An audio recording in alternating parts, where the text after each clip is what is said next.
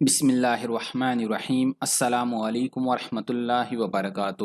دوستو، جامن کا شمار انتہائی مفید پھلوں میں ہوتا ہے۔ یہ سائز میں ایک چھوٹا سا پھل ہے لیکن اس کے فوائد بے شمار ہیں۔ یہ سستا اور بآسانی حاصل ہونے والا پھل ہے، اسی لیے اس کے کھانے کی خاص تاکید کی جاتی ہے۔ جامن میں calcium, potassium, iron, sodium, protein, phosphorus اور پانی جیسے دیگر اہم غذائی اجزاء موجود ہوتے ہیں جو انسانی جسم کے لیے نہایت ضروری ہیں۔ صرف جامن ہی نہیں بلکہ جامن کی گٹھلیاں اور پتے بھی بہت فائدہ مند ہیں۔ اکثر لوگ جامن کی گٹھلیاں خشک کر کے محفوظ کر لیتے ہیں تاکہ ضرورت کے وقت انہیں پیس کر استعمال کیا جا سکے۔ تو آج کی اس ویڈیو میں ہم جامن کے فوائد کے ساتھ ساتھ اس کی گٹھلیوں کے فوائد سے بھی آپ کو آگاہ کریں گے۔ نمبر 1، بواسیر۔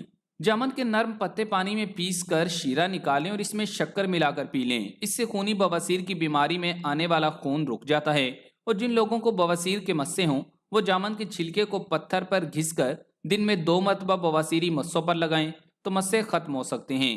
جامن کا تر و تازہ چھلکا 1 تولہ آدھ پاؤ پانی میں ملا کر چھان کر چند روز صبح و شام پینے سے مرض سوزاک میں بھی فائدہ ہوتا ہے۔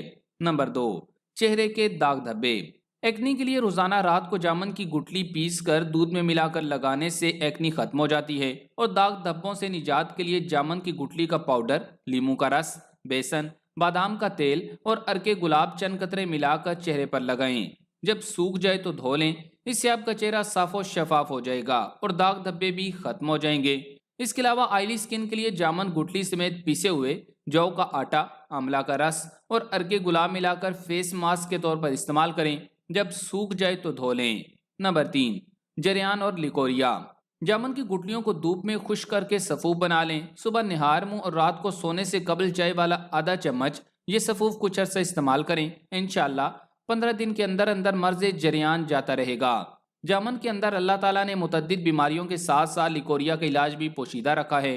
لیکوریا کے مرض میں جامن کی گٹلیاں 50 گرام باریک پیس لیں اور اس میں کشتہ بیض مرغ 10 گرام شامل کر لیں۔ یہ سفوف 2 سے 3 گرام عمر کا لحاظ رکھتے ہوئے پڑیا بنا لیں۔ صبح نہار منہ اور شام 5 بجے دودھ یا سادہ پانی کے ساتھ استعمال کریں۔ یاد رکھیں، ماہواری کے دنوں میں استعمال نہیں کرنا۔ اکثر خواتین کے لیے 20 دن کے استعمال کافی ہو جاتا ہے۔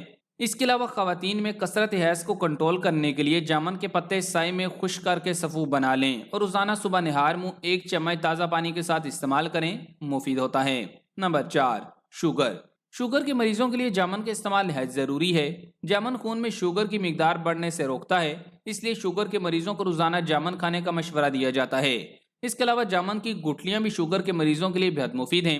اطباء صدیوں سے جامن کی گٹھلی کا سفوف بنا کر شوگر میں بطور دوا استعمال کرواتے رہے ہیں، جو انتہائی مؤثر ہے۔ ہومیوپیتھک طریقہ علاج میں شوگر کی دوا جامن ہی سے تیار ہوتی ہے۔ جامن کے استعمال اور غذائی احتیاط سے زیادہ تر شوگر کنٹرول ہو جاتی ہے۔ شوگر کے مریض اگر کبھی کبھار آم کھا لیں تو اس کے بعد جامن کھانے سے شوگر لیول اعتدال پر رکھا جا سکتا ہے، نیز اس سے آم کی حدت بھی معتدل ہو جاتی ہے۔